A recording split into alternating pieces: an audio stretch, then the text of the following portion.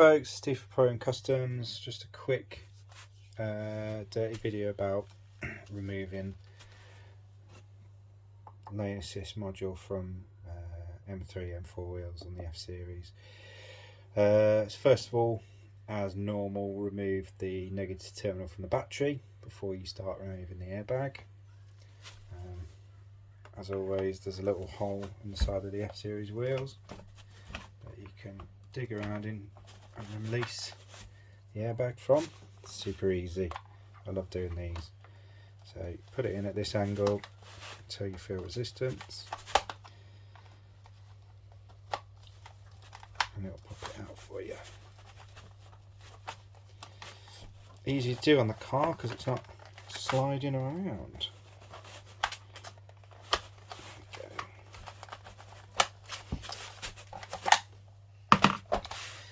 And then there's just a little clip to get the airbag out of there. For the rest of this, you can pretty much leave everything else on. What we want to do is remove this trim piece. So you've got bolt there, there, and one on the flip side as well. So have somewhere you can pop those safe. And then we're going to be using this T20 to get them out.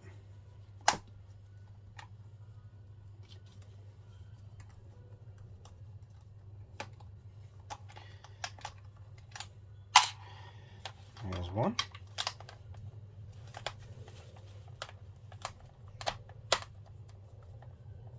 Try and flip that around a bit for you. There we go. There's two. And then flip it around.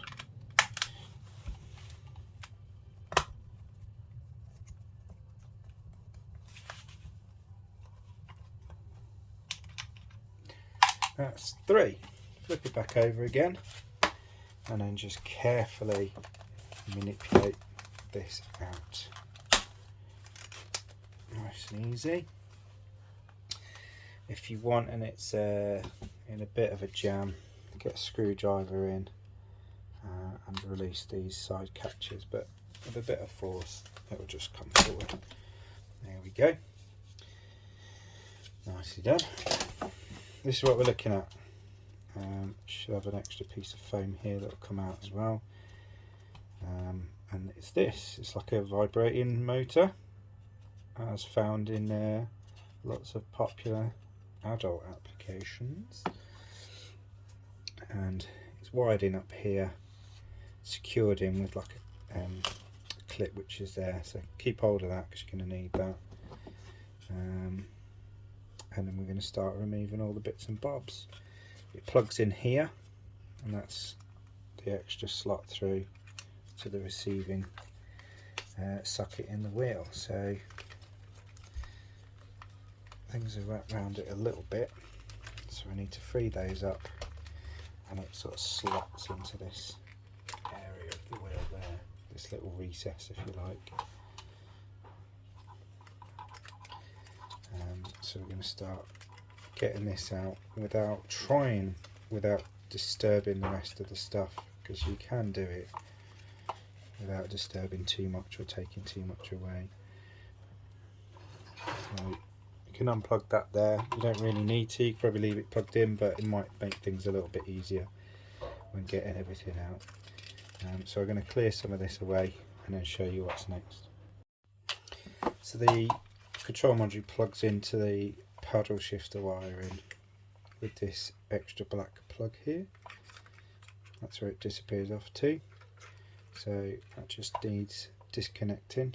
So if you can see that there, it's just a single wire. I think it might be a ground perhaps, I'm not sure. Anywho's,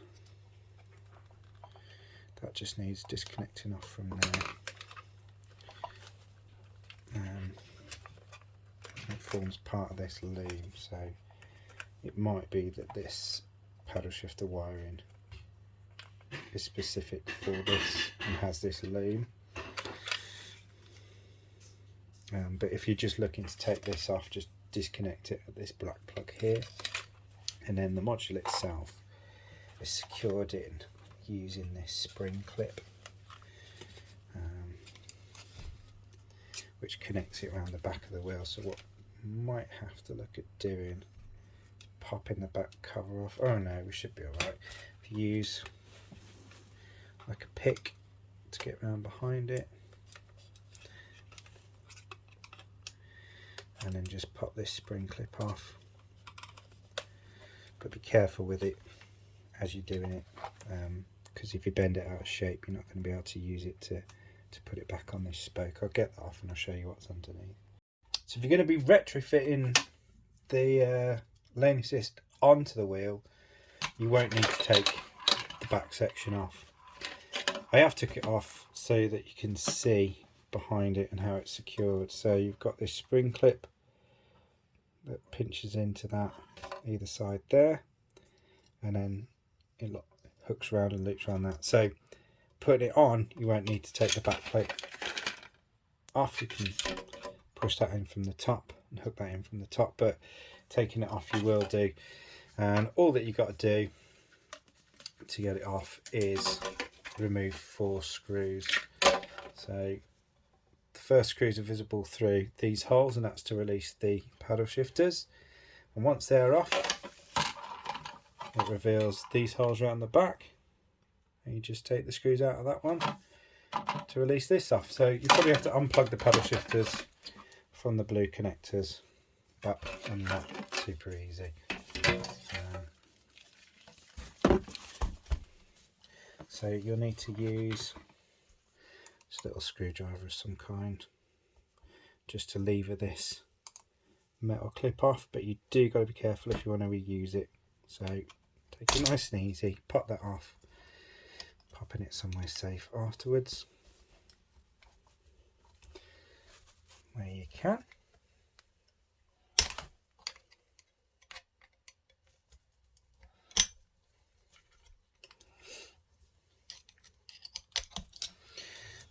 And then flip it around so you can see it from the front. You're going to be unhooking that, and that's it. That just hooks in underneath there, butts up against that, and then this is where this gets clamped on. Easy as. I would suggest that this loom, the short section of it that feeds the paddle shifters at least, which I will just get off for you now.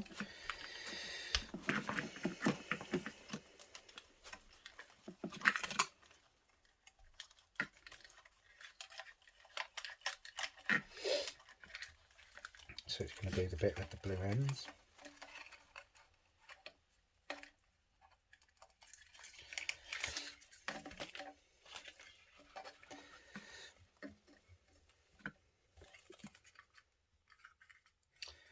So this is where the wiring for the control module taps into there. But I would say this loom is probably a one piece, and then it feeds into the buttons here, and then that one permanently feeds into those. So you can pull that plug out of these buttons, so that will detach out of there. And then there's a grounding screw just on there. And once all that's done, the loom will be free from the buttons and the rest of it, and that's what controls the lane assist. So I've managed to separate it from the buttons themselves and put them to one side so you can see the wiring that's involved. So it's all the rest of the loom basically. I'm fairly certain it's an integral part of that, so it'll have to come as a oneer.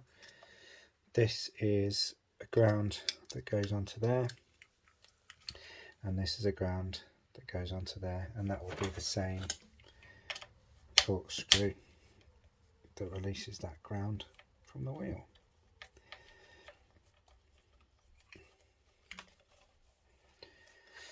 So that's a breakdown of all the parts for lane assist then, over and above what you'd normally find on the wheel.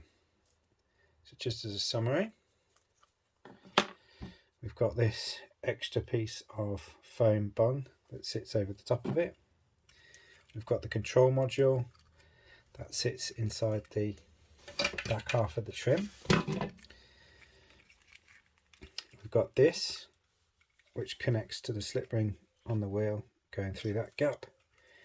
We've got this connector, which I haven't disconnected, I've left it on, that goes into the paddle shifter wiring loom. So I imagine this will be essential for retrofitting if that's what you're going to be doing. You've got one connector to each paddle shifter. You've got one earth that goes there. You've got the screwed in earth that goes there. You've got this section that goes through there to connect to the slip ring. And then you've got this plug that plugs into the back of the multifunction steering wheel controls. This and the white plug on it connects into the top of this control module. This hooks in under there, and then this metal clip clips down either side and holds it in place, with this going over the top. So those are your main components. If you're going to be removing it for whatever reason, I don't see why you would, but particularly if you retrofit in it, that's where everything comes from, that's where everything goes back to, and that's it.